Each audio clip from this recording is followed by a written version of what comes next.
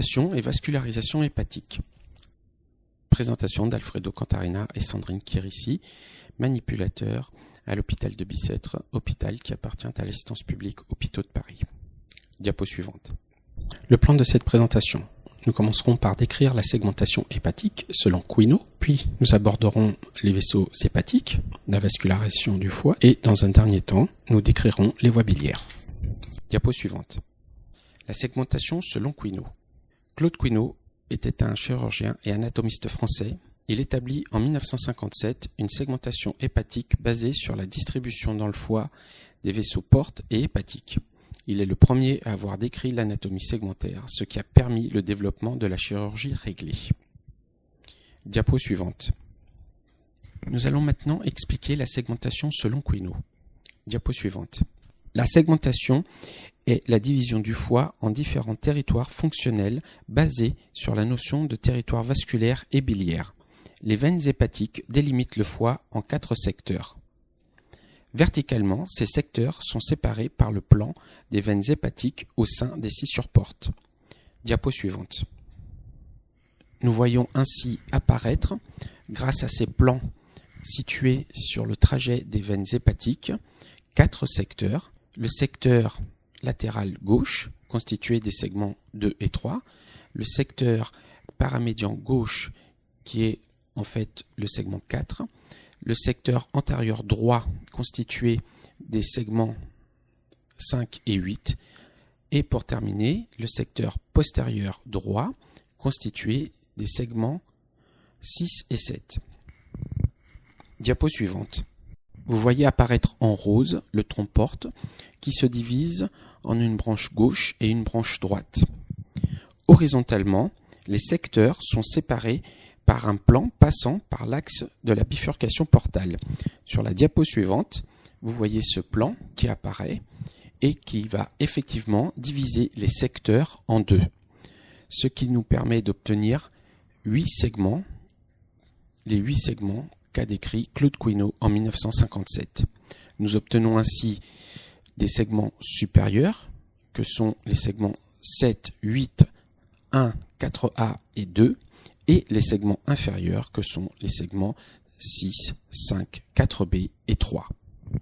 Diapo suivante. Nous allons maintenant présenter quelques points de repère qui nous permettront de mieux comprendre l'anatomie hépatique, de mieux comprendre la segmentation hépatique et de mieux comprendre la segmentation hépatique sur l'imagerie en coupe que nous présenterons un peu plus tard.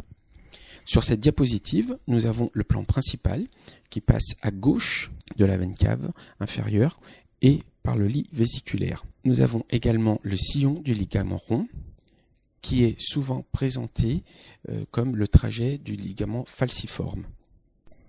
Vous retrouverez les deux appellations en fonction des présentations. Sur la diapositive suivante, nous voyons ainsi que le sillon du ligament rond sépare le foie en 2, ce qu'on appelle le lobe gauche et le lobe droit. Le lobe gauche étant constitué des segments 2 et 3, le lobe droit étant constitué du reste des segments. Sur la diapo suivante, nous voyons que le plan principal sépare le foie en 2, ce qu'on appelle le foie gauche et le foie droit. Le foie gauche est donc constitué du lobe gauche plus le segment 4. Nous voyons ainsi, avec ces deux points de repère, qu'il est primordial de ne pas confondre foie gauche, foie droit avec lobe gauche, lobe droit. Diapo suivante. Les autres points de repère à connaître sur l'imagerie en coupe sont le sillon d'Arantius, que vous voyez ici en rose, les veines hépatiques, que nous sommes habitués à voir en coupe axiale. Sur la diapo suivante, nous avons les autres points de repère à connaître, à commencer par le sillon du ligament rond, que nous avons déjà vu, et que vous voyez ici sur une image en coupe, ainsi que la division du tronc-porte, avec le plan horizontal qui passe par celle-ci et qui nous donnera un point de repère primordial pour bien comprendre la segmentation hépatique sur l'imagerie en coupe. Diapo suivante. Nous allons présenter maintenant la segmentation hépatique appliquée sur l'imagerie en coupe. Pour nous aider, nous avons besoin des points de repère présentés précédemment et nous avons situé systématiquement l'étage de la coupe correspondante sur le schéma. Chaque segment sera colorié d'une couleur différente. Nous commençons par le segment 1, qui est original de par sa situation. Le segment 1, qu'on appelle également le lobe caudé ou le lobe de Spiegel, est limité en avant par le sillon d'Arontius et en arrière par la veine cave inférieure. Diapo suivante. Nous présentons ici le segment 2. Nous sommes toujours au-dessus de la bifurcation du tronc-porte. Le segment 2 est limité en arrière par le sillon d'Arontius et latéralement par le trajet de la veine hépatique gauche. Diapo suivante. Pour présenter le segment 4A, nous voyons que nous sommes bien au-dessus de la bifurcation portale, toujours.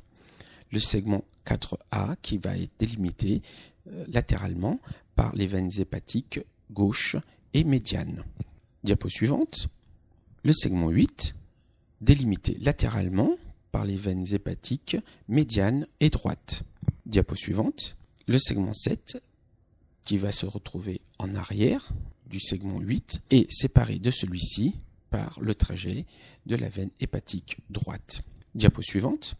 Nous passons maintenant en dessous de la bifurcation du tronc-porte. Nous présentons le segment 3 qui va être séparé du segment 4B par le sillon du ligament rond. Diapo suivante. Toujours en dessous de la bifurcation portale, le segment 4B qui est délimité latéralement par le sillon du ligament rond et par le trajet de la veine hépatique médiane. Diapo suivante, nous voyons le segment 5 apparaître, qui va être délimité latéralement par le trajet de la veine hépatique médiane et la veine hépatique droite. Pour terminer, nous voyons le segment 6, qui va être délimité par la veine hépatique droite. Diapo suivante. Je souhaitais maintenant ouvrir une parenthèse pour démontrer combien il est difficile d'appliquer la segmentation hépatique sur l'imagerie en coupe. Grâce à cette image, nous comprenons aisément que la délimitation entre le segment 2 et le segment 3 n'est pas un plan horizontal, c'est un plan incliné. Si nous faisons une reconstruction MPR passant par l'axe rouge, nous voyons sur la diapositive suivante que le segment 2 est effectivement supéro-postérieur et le segment 3 est antéro-inférieur. Ce qui a pour conséquence, sur la diapositive suivante, de démontrer que si nous réalisons des images à ce niveau-là, nous aurons bien en avant du sillon d'Arontius un mélange des segments 2 et 3.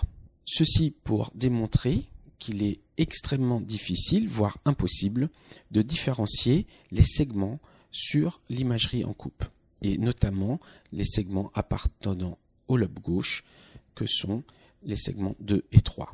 Diapo suivante. Comme nous l'avons vu, les plans entre les segments ne sont ni horizontaux ni verticaux, si bien qu'il y a toujours un risque d'imprécision. La sectorisation est-elle exacte et facile? Les 4 secteurs, limités par les 3 veines hépatiques, sont faciles à repérer sur l'imagerie en coupe. En gardant comme référence la segmentation de Quinault, la pratique montre que la localisation d'une lésion dans un segment fait l'objet de discordances entre divers opérateurs. Pour éviter, il est probablement plus simple et plus exact de se contenter de la localisation dans les secteurs tout en précisant les relations des lésions par rapport aux gros vaisseaux, que sont les branches issues de la division du tronc-porte, les branches issues de la division des artères hépatiques, ainsi que les veines hépatiques. Nous avons ainsi, sur ce schéma, une version simplifiée vous présentant le secteur latéral gauche, le secteur paramédian gauche, le secteur antérieur et le secteur postérieur. Diapositive suivante. Nous allons présenter maintenant les vaisseaux hépatiques. Diapo suivante.